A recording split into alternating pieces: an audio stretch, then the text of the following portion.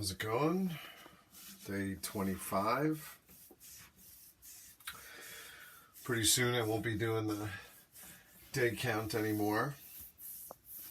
It doesn't really matter unless I come up with a new counter. I'm trying to scratch my back in some of those tougher to reach places. Even though it might be this burning hot wood that's actually making me dried out and itchy in the first place, but probably a good reason to work on my shoulder mobility so that I could actually scratch all the parts of my back. But just 20 things at a time, and 20 things more to add to the list of trying to get to a healthy place. I was pretty stubborn when I was younger. I always even knew back then if my older self came back to my younger self, I would just call myself a loser for screwing it all up and not take any advice. That's where I was at. I grew up in a family of where everybody was a very strong personality, from my father and his uncles and things like that, and it was difficult for me, and all my cousins had their own challenges to kind of break free. And sometimes you wind up breaking free, and you're just so focused on finally making your own decisions that you make a whole bunch of bad ones. Because you just feel like, well, at least I felt like I would rather deal with the repercussions of my own decisions, and it wouldn't nearly be as bad as dealing with the living under other people's decisions. Now, maybe that's not something that's limited to my family. Maybe that's just being a headstrong youth and thinking you know everything, and that other people don't know what they're talking about. But I can say that I don't feel like I had an abundance of respectable leaders that I had been exposed to. Not that they were really accessible to me, or not that I was aware that I should be looking for, or the value of it. I did have a mentor pretty early on. I was in high school, and I had wanted to take steroids because I was just really obsessed with strength.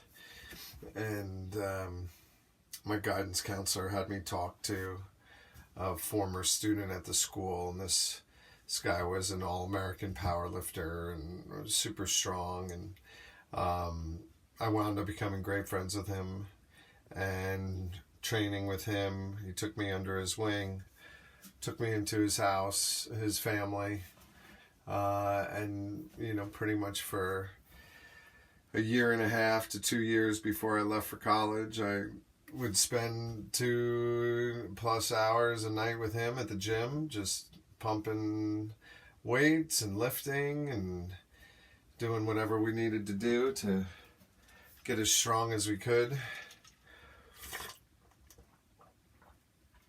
Unfortunately, we didn't know what we know about nutrition now and about strength now, and him coming from the powerlifting background was in this absolute weight added to your absolute strength. So we were trying to gain weight, and as long as the scale went up and your bench and squat went up, then you were gaining the right kind of weight. But unfortunately, I gained a ton of fat with it too, and wound up blowing out and stretch marks, and made me very insecure about who I was, and very strong, very big, but very insecure. And pair that with being a wise ass, and it was a troubling combination for other people.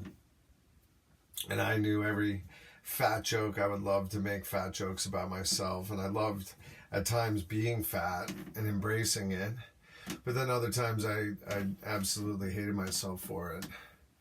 So I remember, it started young that I would be going to, after school, even as young as 7th grade, I would have 3 pieces of pizza after school on my way to the basketball courts, not play basketball, and then have another slice on my way back home, and then sit down for dinner. And at the time I was doing a lot of swimming and a lot of activities, so I didn't really have massive weight gain. But once I stopped that and just focused on lifting, and not doing all that sport and all that swimming and all that moving, I just really kind of blew up. So I would, my one summer being a lifeguard, I would just order Chinese food every day, and I'd have a chicken with broccoli lunch combination with an order of dumplings and an egg drop wonton soup with white rice, and it would come with a Coke, and I would probably get a second Coke. And then I'd just sit on my ass all day as a lifeguard. And, that was my junior year, summer of junior year. By senior year, I had all these stretch marks. I got really fat. The coaches were laughing at me. Fat moms of the other swimmers would laugh at me, and I just would flat out say, what could you possibly be laughing at with me? Like, look at you. That's when I started turning my anger about it onto people and just cutting them down, not caring that it was a teammate's mom or somebody else. I kind of looked at it as, if you thought you were going to have a go at me, you were fair game, and I was going to give it to you and make you really regret it.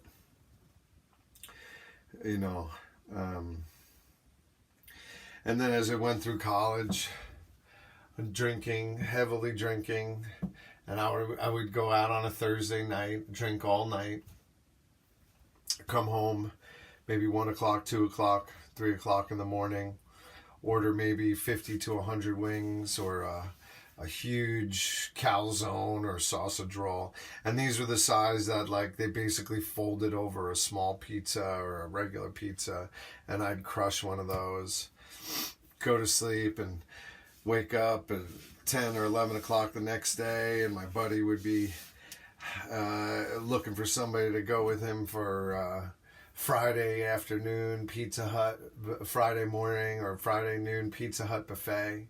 I'd be dry heaving on the way to the buffet, just choking up and back down Captain and Coke and SoCo and lime shots and Jägermeister. I mean, they didn't even have Red Bull yet, so, like, thank God we weren't in the Red Bull eras or the energy drink eras. But we just used straight up Coca-Cola. And then I'd get there and I would just crush, as much pizza as I could, and we'd be laughing at how gross we were and how fat we were. And I'd get back, I'd have cut half my classes or missed all of them. Then we would, 5 o'clock, we would start prepping and have our pregame to go out. Me and my roommates, we would play either Power Hour or Century Club, which was a shot of beer a minute for either 60 or 100 minutes, ounce and a half per shot.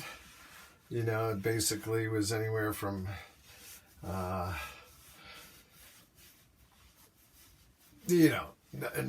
to 13 beers as the warm-up before we'd go out to the $5 all you could drink shit beer nights. Do it all over again. Drink till 2, 3 in the morning, come home, wings, calzones, just horrible messes. Various people throwing up. I'd wake up, my jeans would just have finger streaks of all the wing grease or all the pizza grease and stuff like that. We were so fat that our sophomore year of college, we selected a room that had a window facing the horseshoe, so when the delivery guy would come, he could just send the pizza through the window and the wings through the window instead of us having to even go down the hallway to let him in or go to the front door. So we would, since there was the main floor and you had to go down to the first floor, which is where we were, but that required then stairs to go up. So in our incredible laziness, we would take the elevator up to the second floor just so we could walk out going downstairs, as to just be the laziest bastards that there were.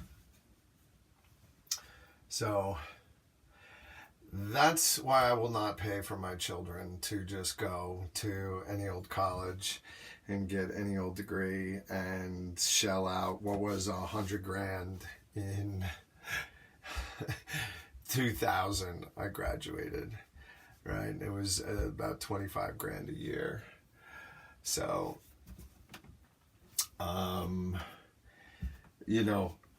I definitely, my parents thought it was part of the college experience to screw around like that, and looked at it that I was still able to pass and still able to graduate with a finance degree while still being such a train wreck of an individual. And, I don't see that happening for my kids. So sorry, kids, you're going to have to be a lot better of a person than I ever was. So be well. Thanks for listening.